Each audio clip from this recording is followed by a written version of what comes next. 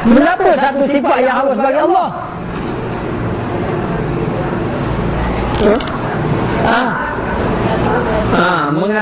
Menjadikan dan meniadakan, mengadakan dan mentiadakan makhluk. Harus bagi Allah. Allah Ta'ala nak adakan makhluk, tak ada makhluk pun harus. Ada orang Cina dia baru masuk Islam. Dia masuk Islam, dia pernah belajar tauhid. Kitab lama, baca kitab lama. Bermula Allah Ta'ala itu ada. Mustahil Allah Ta'ala itu tiada. Harus bagi Allah Ta'ala itu mengadakan dan mentiadakan. Cina tu kan, lu cakap baik-baik, Tuhan ada ke tiada? Bermula Allah Ta'ala itu ada. Mustahil Allah Ta'ala itu tiada. Harus bagi Allah Ta'ala itu ada, mengadakan, mentiadakan sesuatu. Tu je Cina tu kata, lu cakap baik-baik, Tuhan ada ke Tuhan tiada? Dia nak beritahu mereka bola Allah Ta'ala itu ada. Allah Ta'ala itu ada. Jadi kita kena tahu sifat-sifat. Sifat yang wajib kita tahu 20. Maka mengikut pegangan ahli sunnah wal jamaah, siapa yang tidak tahu sifat yang wajib bagi Allah berdosa. Ini mengikut pegangan ahli sunnah wal jamaah. Wajib. Berapa baca kuplai ham kata wujud tidak bakok. Dia ada lagu. Nak suruh ingat. Jadi kalau kita tak ingat, suruh anak-anak kita nyanyi. Satu ingat, dia ingat. Lepas tu kita pun dah tahu sifat-sifat yang wajib bagi Allah. Wujud artinya ada. Qidam artinya sedia. Bakok artinya kekal. Mukhalafatu ta'ala lil hawadis. Allah Ta'ala tak sama dengan makhluk. Kena tahu lah ke? Tahu tak sifat Allah? Tahu. Cuba baca sifat mustahil pula. Tahu? Dulu kita baca ke wujud qidam, bakok, mukhalafatu. Dah harap yang mustahil pula. Orangnya hak agak tu macam mana agak tu? Adam hudud fana mumasaratuhu lil hawadis. Kenapa ni? Dah ingat dah. Tapi tak apa. Kita kalau kita tahu hak mustahil tu, tahu wajib mustahil. Wujud artinya ada, mustahil tiada. Tahu perkara macam tu. Lepas tu 20, 40 harus 1, 41. Lepas tu bagi Rasul pula, sifat yang wajib bagi Rasul ada 4. Sidik, amanah, tabligh, khatanah. Lepas tu mustahil bagi Rasul pula 4, jadi 8. Harus bagi Rasul 1, 9. 41 jatuh campur 9, 50 wajib tahu. Bagi orang yang beriman kepada Allah Subhanahu wa Ta'ala. Lebih-lebih lagi ilmu tauhid, terbaik kita tahu tentang ketuhanan, kita tahu mengenai Allah Ta'ala. Dan ayat yang kedua, firman Allah Ta'ala, wa ma khalaqtul jinna wal insa illa liya'budun. Dan tidak kami jadikan jin dan manusia dan insun tu manusia lah. Tidak aku jadikan jin dan manusia, insun melainkan, itu manusia, melainkan kerana menyembah mereka itu, supaya mengabdikan diri. Menyembah itu mengabdikan diri kepada Allah. Bukan bertujuan, Allah Ta'ala tak ada tujuan, tetapi hikmah dia supaya menyembah Allah Ta'ala. Berdasarkan ayat ini kita dapat faham mana dulu dijadikan jin dan manusia. Allah Ta'ala jadikan jin terlebih dahulu daripada manusia. Dalam Allah Ta'ala sebut jin manusia je, tak sebut malaikat. Tak sebut malaikat, tak sebut benda-benda lain. Kerana Allah Ta'ala sebut jin dan manusia illa liya'budu, mengabdikan diri kepada Allah. Kerana jin dan manusia ditaklifkan, diwajibkan melakukan ibadat ataupun diperintah oleh Allah melakukan amal ibadat pada Allah. Nak tanya kan, jin kena sembahyang tak? Dia kena sembahyang lah. Dia kena sembahyang. Dia kena sembahyang. Ya? Kenapa? Dia pergi amanah. Jin. Dia tengoklah jin sembahyang. Ada jin Sasudin. Okey, baik, kita tengok. Yang ni mengajarkan ibadat akan kami. Maksud menyembah mereka itu mengajarkan ibadat akan kami. Kami itu Allah, mengajarkan ibadat kepada Allah Ta'ala. Dan memadalah dengan ayat ini menunjukkan atas kemuliaan ibadat. Maka cukuplah ayat ini menunjukkan mulia ibadat. Ayat tadi mulianya ilmu, ayat ni mulianya ibadat kepada Allah. Maka tidak dapat lidah kita nak buat amal ibadat, kena ada ilmu.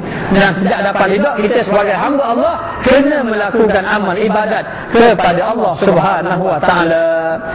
Maka melazimkan berhadap atasnya, maka melazimkan kamu ini berhadap atasnya, atas ada ilmu, atas ibadat. Atas ibadat. Maka tidak dapat tidak, memang kita kena beribadat. Dan beribadat kena berdasarkan kepada ilmu. Jadi ada kita akan beritahu macam mana kita nak dapat ilmu yang dikira. Yang perlu kita ada. Di antaranya mengenai ilmu fardu ain. Okey, baik, contohnya ginilah. Kata ulama di antaranya Al-Imam Ghazali lah, mengatakan bahawa perkara yang wajib kita tahu dalam satu ibadat 3 perkara. Pertama, syarat sahih, syarat wajib. Yang kedua, rukun. Yang ketiga, perkara yang membatalkan. Kita kena tahu 3 perkara. Okey, contohnya bab puasa. Maka wajib kita tahu rukun puasa. Dan wajib kita tahu syarat sah puasa. Wajib pula kita tahu perkara yang membatalkan puasa. Wajib kita tahu. Maka siapa-siapa yang sembahyang, siapa-siapa yang berpuasa, dia tak tahu perkara yang membatalkan puasa. Dia sembahyang, dia tak tahu perkara yang membatalkan sembahyang. Tak boleh. Tidak semestinya dia tahu ikut turutan. Seandainya bila orang tanya hukumnya macam mana, dia kata batal sembahyang. Batal sembahyang, maka memadai dah. Memadai dah. Jadi 3 perkara. Dan seandainya ginilah, kita tak pernah belajar dalam satu tajuk. Tajuk kita tak pernah belajar ni tajuk khuf. Contohnya sapu khuf. Dalam kitab Jawi lama dia panggil sapu 2 muza kasut. Kasut dalam khuf. Kita tak belajar. Dan dalam kehidupan kita hasil harian sampai pada kita mati, kita tidak memerlukan kepada khuf. Kerana kita basuh ambil wuduk lah, basuh kaki, tak basuh atas kasut. Maka kita mati mengenai khuf yang kita jahit tidak mengapa. Ataupun kita tak belajar pun tentang tayamum. Kita tak belajar pun tentang tayamum. Dan sepanjang hidup kita memang kita tak pernah tayamum. Sebab ada air sama. Ada air sama. Maka kita pun mati. Kita mati dalam keadaan kita menjahili bab tayamum. Dan kita tidak pernah beribadat berdasarkan tayamum. Maka tidak mengapa. Begitulah juga dengan orang yang tidak pergi haji sebab dia tidak ada piti.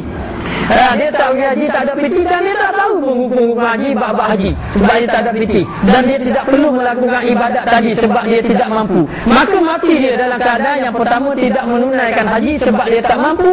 Yang kedua memang dia menjahili. Maka dia jahili dalam keadaan dia tidak melakukan ibadat yang dia tidak mampu tadi, dia tidak berdosa.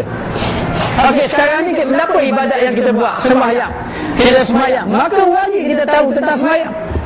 Wajib kita tahu tentang sembahyang. Di antaranya perkara yang syarat sah sembahyang. Menapa? Contohnya suci daripada hadap kecil, hadap besar, suci daripada pakaian dan juga tempat ibadat yang kita akan lakukan ibadat atasnya. Kemudian kita kena tahu menapa? Masa waktu kita kena menghadap kiblat. Lain pada menghadap kiblat, kita kena menutup aurat. Kita kena tutup aurat. Dan kita kena tahu cara-cara melakukan amal ibadat kepada Allah. Sebab tu seorang yang bertanya, apa hukum ustaz? Saya ni masa wakaf saya tak baca pun subhanallah ala, subhanallah azim. Sah tak sembahyang saya?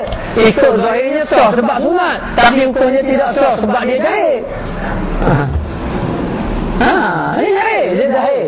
Sebab berdasarkan maksud tidak sah, tidak apa ni, lepas fardu tapi pahala tak ada.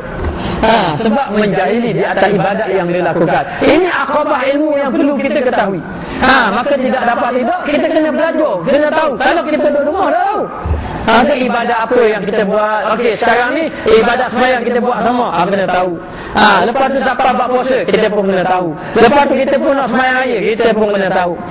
Kemudian kita pun nak buat ibadat korban, kita pun kena tahu ibadat korban.